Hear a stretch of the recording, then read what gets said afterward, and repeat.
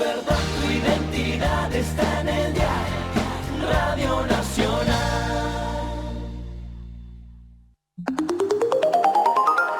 Radio Nacional Argentina presenta El Mediodía en Noticias. Por Nacional, la Argentina se informa.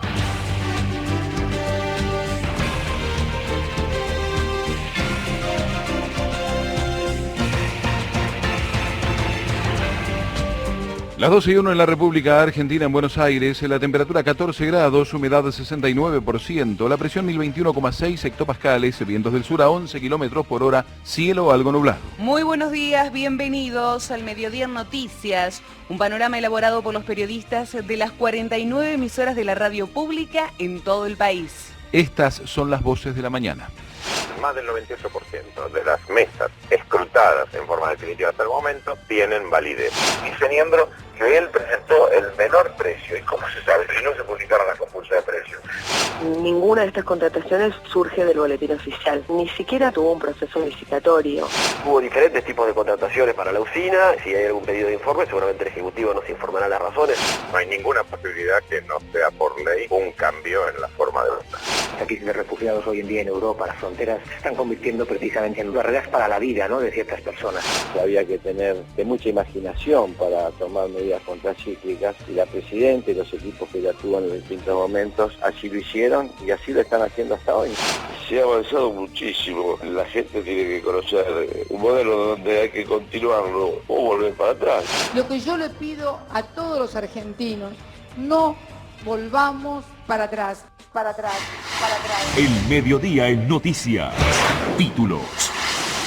El gobierno negó que se analice instrumentar la boleta única complementaria en octubre con el fin de garantizar la transparencia de las elecciones. Señaló que el sistema electoral fue definido y no va a variar por el capricho de algunos dirigentes que, como sabían que perdían, pretendieron deslegitimar un comicio. La Dirección Nacional Electoral también negó un cambio en el sistema de votación para octubre y agregó que para realizar una iniciativa de estas características se necesita una ley del Congreso. Los industriales destacaron el discurso de la presidenta y avalaron la continuidad del actual modelo de desarrollo. Resaltaron los avances logrados en estos 12 años y las medidas contracíclicas tomadas por la jefa de Estado que permitieron mantener este alto nivel de actividad pese a la crisis mundial. Los legisladores porteños de Mauricio Macri se negaron a investigar las denuncias contra Fernando Niembro. Bloquearon que se trate hoy el pedido de informes por las anomalías cometidas en las contrataciones millonarias otorgadas a una empresa perteneciente al candidato a diputado del PRO. Aníbal Fernández afirmó que las explicaciones del gobierno de la ciudad no satisfacen a nadie y agregó que se cometió un delito al contratar a esa productora sin licitación. François Hollande y Angela Merkel acuerdan una iniciativa común para la recepción de refugiados en Europa. La propuesta que presentó el presidente de Francia y la canciller alemana incluye medidas sobre la organización de la acogida, su reparto justo en Europa y la eventual deportación de los rechazados.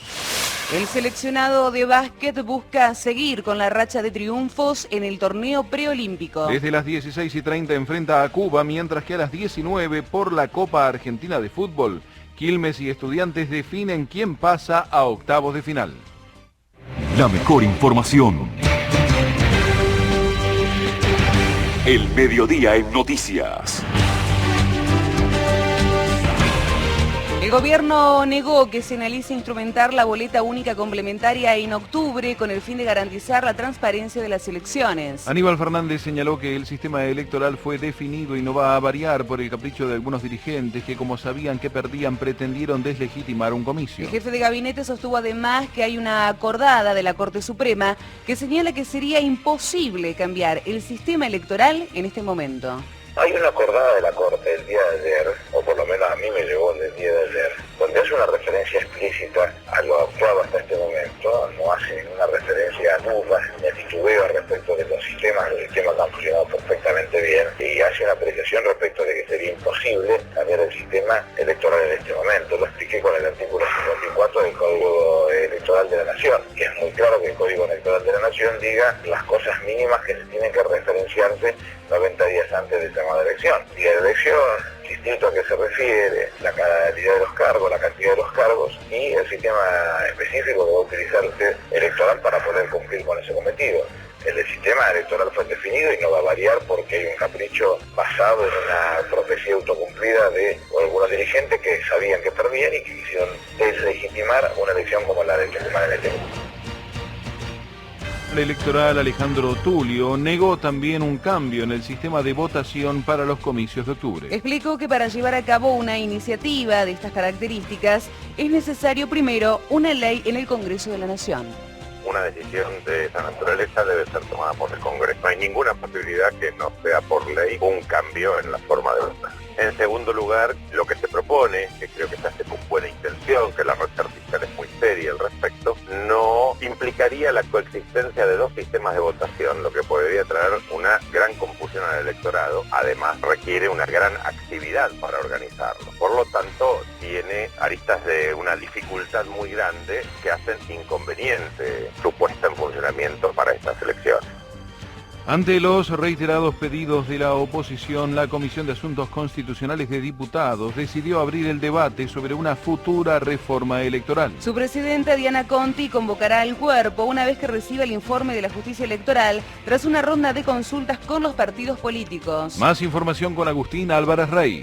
La presidenta de la Comisión de Asuntos Constitucionales de la Cámara de Diputados, la diputada Conti, junto al subsecretario de Asuntos Electorales de ese cuerpo, Jorge Landó, oficiaron formalmente a la Cámara Electoral para que gire al Parlamento las conclusiones de la ronda de consultas que llevará a cabo respecto de la posibilidad de una futura reforma electoral. En ese marco se espera que el cuerpo que conduce la diputada del Frente para la Victoria no se reúna hasta después del 15, o sea que esa es la fecha que puso la Cámara Electoral para finalizar su ronda de consulta. Más allá de esto, la oposición planea para la semana que viene una conferencia de prensa donde volverá a reclamar el uso de la boleta única complementaria en todas las mesas del país. Se trata de la boleta que actualmente utilizan los privados de la libertad para ejercer su derecho al voto. La oposición volverá a plantear, como lo hizo hace una semana, que esas boletas estén en todas las mesas para que las autoridades se la puedan dar a los votantes que no encuentren la boleta de su partido en el cuarto oscuro. En Buenos Aires, Agustín Álvarez Rey, Radio Nacional, la radio pública.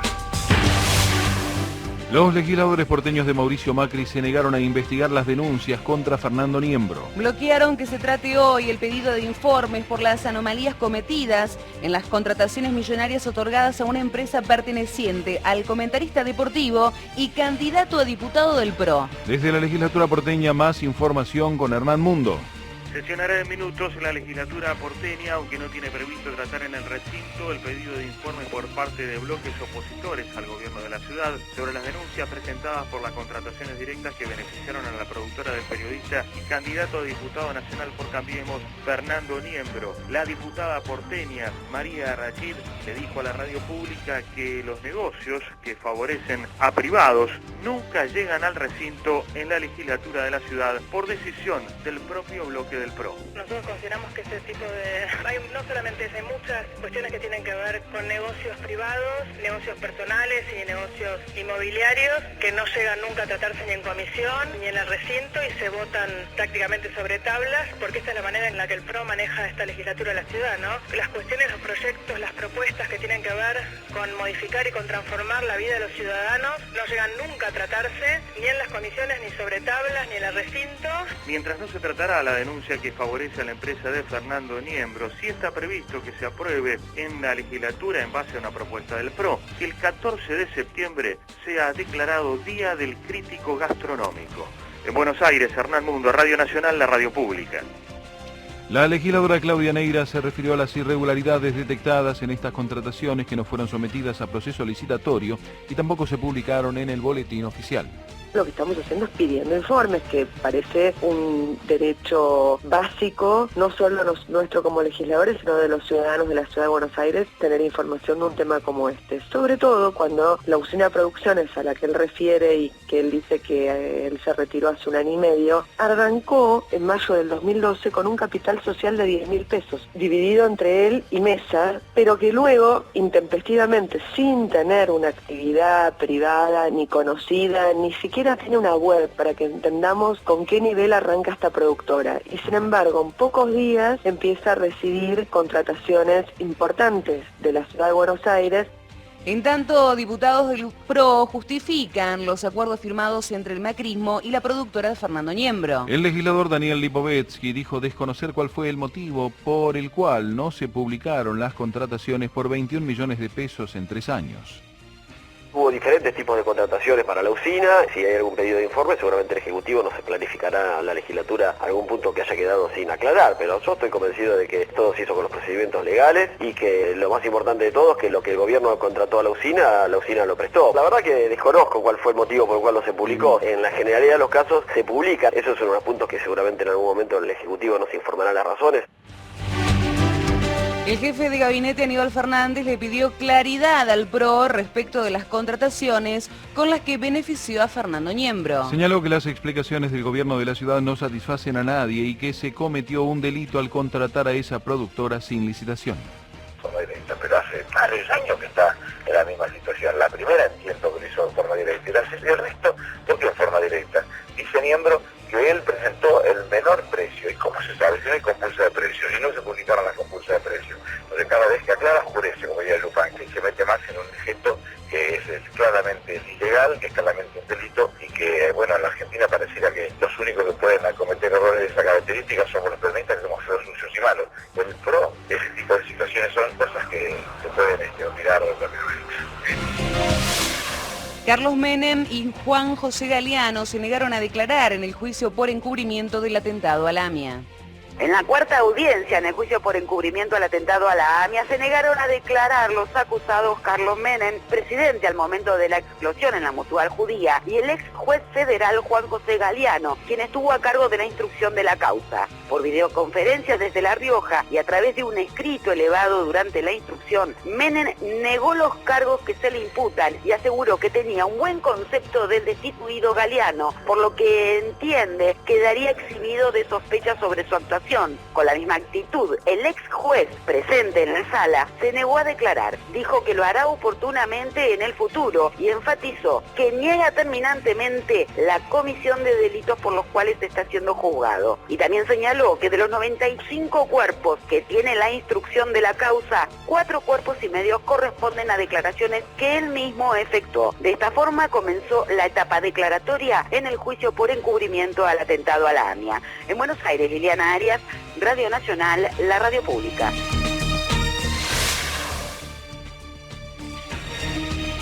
Ofrecen recompensa por los datos de un represor que actuó en Entre Ríos y está prófugo. El Ministerio de Justicia y Derechos Humanos dispuso una recompensa de 500.000 pesos a quien aporte datos que permitan la captura del ex policía provincial de la provincia de Entre Ríos, Carlos Luis Carballo. Carballo está prófugo hace 9 meses y es imputado por el secuestro, vejaciones y torturas contra detenidos políticos en la comisaría El Brete, en Paraná. Clarisa Sobco, integrante de Hijos de Paraná e integrante de la Subsecretaría de Derechos Humanos, manifestó su confianza en que el procesado sea detenido. Carlos Luis Carballo, desde noviembre de 2014, cuando el juez Río y Andrés Río decide que el declaratoria de él lo iba a para indagarlo, se entera del procedimiento, él estando en misiones y se fuga. Diego Martínez Garbino, Radio Nacional Gualeguaychú, la radio pública. Internacionales. François Hollande y Angela Merkel acuerdan una iniciativa común para la recepción de refugiados en Europa. Cecilia Diwan. La propuesta que presentaron a la Unión Europea el presidente de Francia y la canciller alemana incluye medidas sobre la organización de la recepción de los refugiados, su reparto justo en toda Europa y la eventual deportación de los rechazados. Daniel Cantero Pérez, director de Médicos Sin Frontera Argentina, en diálogo con la radio pública, remarcó que las fronteras se están convirtiendo en barreras para la vida. Está pasando con esta crisis de refugiados hoy en día en Europa, ¿no? Las fronteras se están convirtiendo precisamente en barreras yo diría casi barreras para la vida, ¿no?, de ciertas personas. Entonces, nosotros hemos lanzado una campaña, ¿no?, que decía algo así como los países tienen fronteras y las personas no, ¿no? Entonces yo creo que eso es lo que estamos intentando que la Unión Europea vea, ¿no? Estamos hablando de seres humanos que están huyendo de graves conflictos, que evidentemente se están arriesgando a mucho. Hay que pensar qué dejarán atrás para embarcarse en esta cruzada, en este viaje del Mediterráneo, sabiendo que se juegan la vida, ¿no? Por otra parte, renunció el presidente de Guatemala investigado por corrupción. Otto Pérez Molina tomó la decisión después que el Congreso le retirara la inmunidad para que lo investiguen por presuntos vínculos con un millonario caso de corrupción aduanera. La antropóloga guatemalteca Ana López, en diálogo con Radio Nacional, dijo que las manifestaciones fueron las que provocaron la renuncia de Pérez Molina. Me parece que tiene mucho de la presión social, de todo este movimiento que para Guatemala es una cosa completamente novedosa. Yo no estoy tan joven y jamás había visto tanta gente en la plaza. Es primera vez que esa plaza se llena continuamente desde abril y ha presionado de alguna manera a que se muevan los factores de siempre y permitir llegar hasta este punto de presión en la que me parece que Otto Pérez Molina se ve arrinconado a renunciar. Por último, Colombia denunciará a Nicolás Maduro ante la Corte Penal Internacional. El conflicto fronterizo tensó aún más las relaciones entre los países vecinos, después que el fiscal general colombiano Eduardo Montealegre confirmó que presentará una demanda en los tribunales internacionales contra el presidente de Venezuela y su cúpula militar por los presuntos abusos y maltratos cometidos contra los colombianos. En tanto, el defensor del pueblo venezolano, Tarek Saab, sostuvo que Colombia no tiene fundamentos para hacer la denuncia y dijo que las declaraciones forman parte de la guerra sucia que asumió el presidente Juan Manuel Santos, quien anoche acusó a Venezuela de haber cometido crímenes de lesa humanidad en la deportación de colombianos. Deportes. Santiago Lucía. Se presenta el seleccionado argentino de básquetbol en el marco del torneo preolímpico de México, que entrega 2 plazas a los Juegos Olímpicos de Río de Janeiro 2016. Recordamos que en sus primeras presentaciones la Argentina le ganó a Puerto Rico y a Canadá, y hoy a las 16:30 se enfrentará a Cuba. Argentina está liderando la zona B con 4 puntos, la misma cantidad que tiene Venezuela y Puerto Rico, pero con un partido más el seleccionado de Puerto Rico, y Canadá y Cuba tienen 3 unidades. En el torneo de tenis, en el Abierto de los Estados Unidos, ya no quedan tenistas argentinos. Ayer Diego Schwartzman perdió ante Rafa Nadal por 7-6, 6-3 y 7-5. En la Copa Argentina hay actividad esta tarde a las 19 en la cancha de Lanús. Se presentan Quilmes y Estudiantes de La Plata buscando el último lugar que queda en el cuadro de los cuartos de final. Recordamos que ayer en esta competición Vélez le ganó 1-0 a Gimnasia y que enfrentará en la próxima instancia a Lanús. El seleccionado argentino de fútbol se prepara para el partido de mañana frente a Bolivia, el primero de la gira por los Estados Unidos. Se va a disputar en Houston, si bien todavía no confirmó el equipo. Romero, Roncaglia, Otamendi, De Michelis, Rojo. Entre Gago y Vanega saldrá uno de los mediocampistas, Mascherano, Gaitán, Messi, Agüero y Tevez sería el primer equipo que ponga Gerardo Martino para enfrentar a Bolivia. Después la gira se cerrará el miércoles a las 23:30 de la Argentina, cuando también en los Estados Unidos nuestro seleccionado juegue frente a México. El país se informa. El mediodía en noticias. Comienza espacio publicitario. Jugendstil, shampoo con queratina.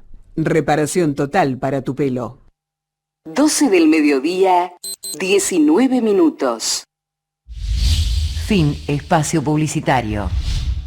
La mejor forma de mantenerse bien informado. El mediodía en noticias.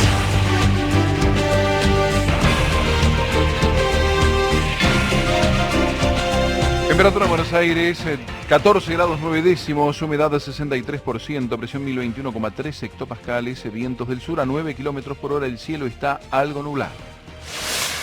Cristina Fernández inaugurará en Río Turbio el primer módulo de la central termoeléctrica de carbón. Mañana se llevará a cabo la fiesta inaugural de la usina termoeléctrica de 240 megavatios en Río Turbio. El acto oficial contará con la presencia de la presidente Cristina Fernández de Kirchner, Daniel Scioli, Julio De Vido, Aníbal Fernández, entre otros ministros. Además se espera la presencia de Alicia Kirchner, candidata a gobernadora de Santa Cruz, y Máximo Kirchner, candidato a diputado nacional por la provincia. Luego se espera el show musical con artistas nacionales como Víctor Heredia, Roxana Carabajal, Néstor Garnica, Susana Rocha, entre otros. Esta hora está dentro del interconectado nacional y proporcionará energía para todo el país. Lorenzo Hernández, Radio Nacional Río Turbio, la radio pública.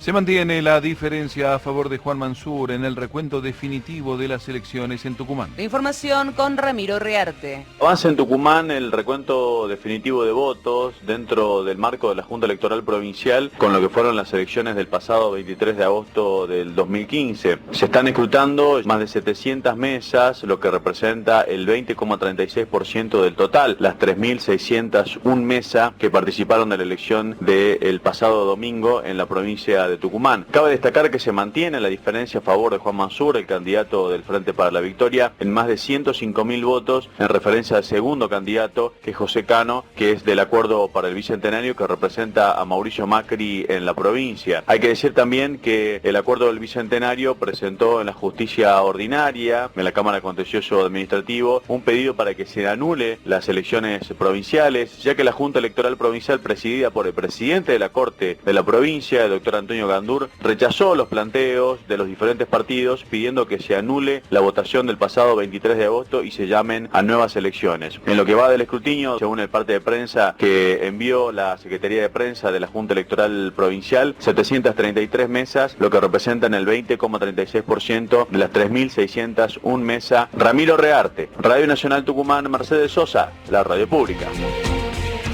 El director nacional electoral Alejandro Tulio reveló que en el escrutinio definitivo de Tucumán no se encuentran irregularidades. En el escrutinio definitivo no se están encontrando una situación que pueda poner en riesgo o que habla claramente de situaciones irregulares, todo lo contrario. El escrutinio definitivo está confirmando que en la absoluta mayoría de los casos las elecciones se desarrollaron normalmente. Más del 98% de las mesas escrutadas en forma definitiva hasta el momento tienen validez, por lo tanto no son atacados. En el Chaco se llevó a cabo un nuevo debate entre los postulantes a gobernador. Se realizó el segundo debate televisivo obligatorio de la provincia del Chaco.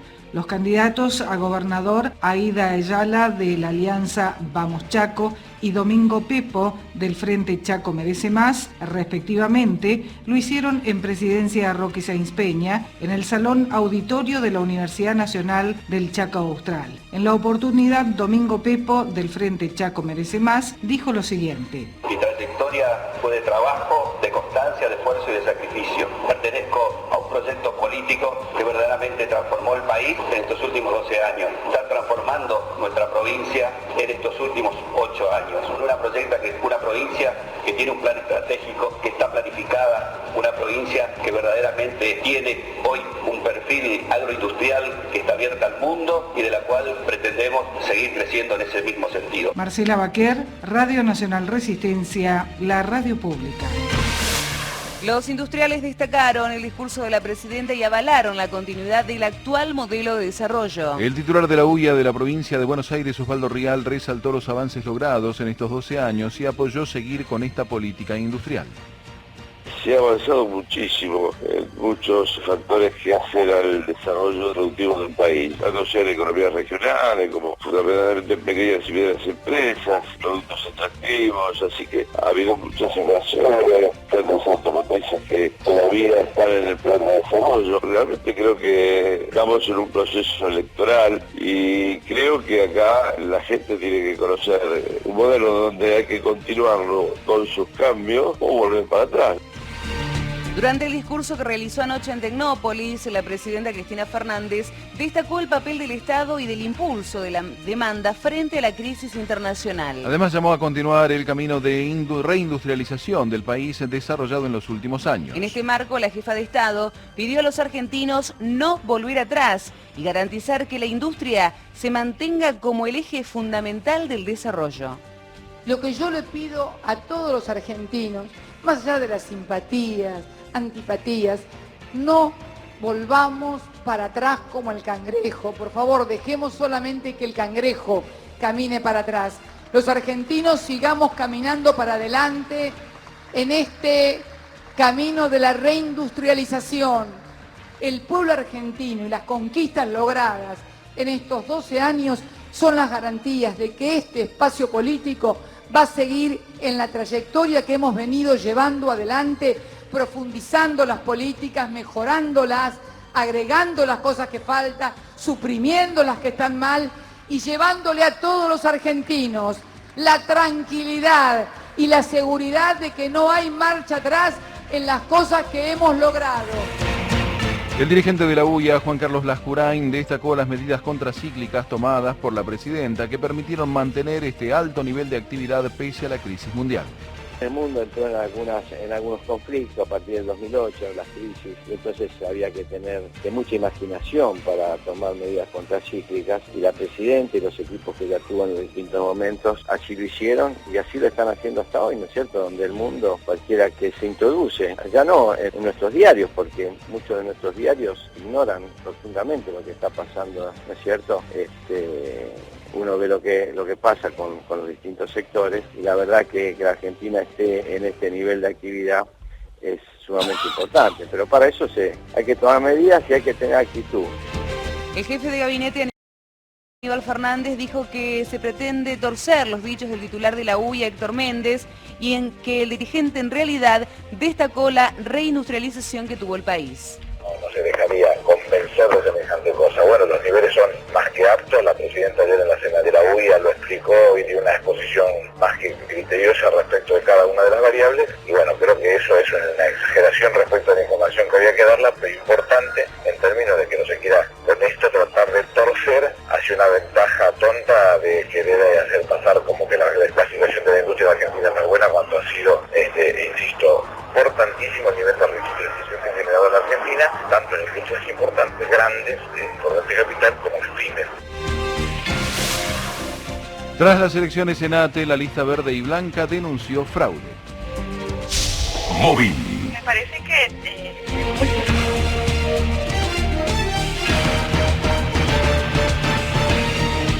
Tras la jornada de elecciones en la Asociación de Trabajadores del Estado a nivel nacional, el representante de la lista verde y blanca, Fernando Acosta, denunció fraude en algunos distritos de la provincia de Buenos Aires donde no les permitieron la fiscalización de los votos. Sin embargo, aseguró que no impactará en el resultado final de las elecciones. Sobre ese resultado, Fernando Acosta decía: el resultado de las elecciones de la Asociación de Trabajadores del Estado ha tenido como ganadora nuestra lista, hasta el momento por una diferencia muy grande, que ronda los 20.000 votos, faltando todavía algunas provincias tener los resultados, pero que está muy abultada la diferencia, sobre todo en la mayoría de las provincias que tienen muchos afiliados. Hemos ganado en Jujuy, Salta, Catamarca, La Rioja, Tucumán, Mendoza, en Neuquén, en San Luis, en Tierra del Fuego, en Santa Cruz, en Capital, en Santa Fe, en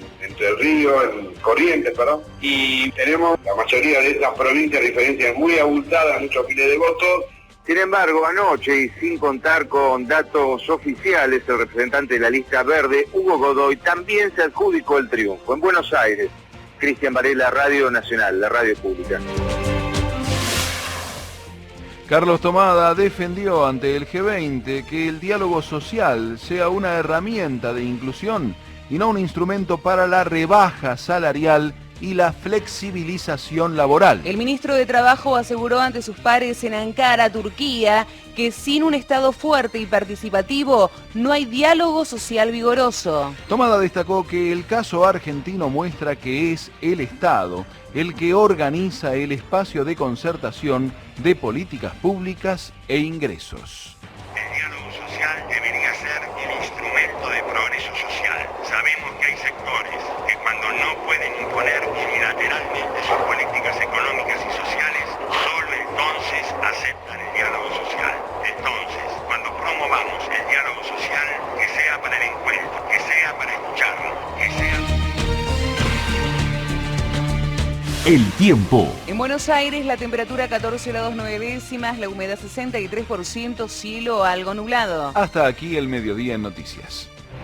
La Argentina está informada por la radio pública.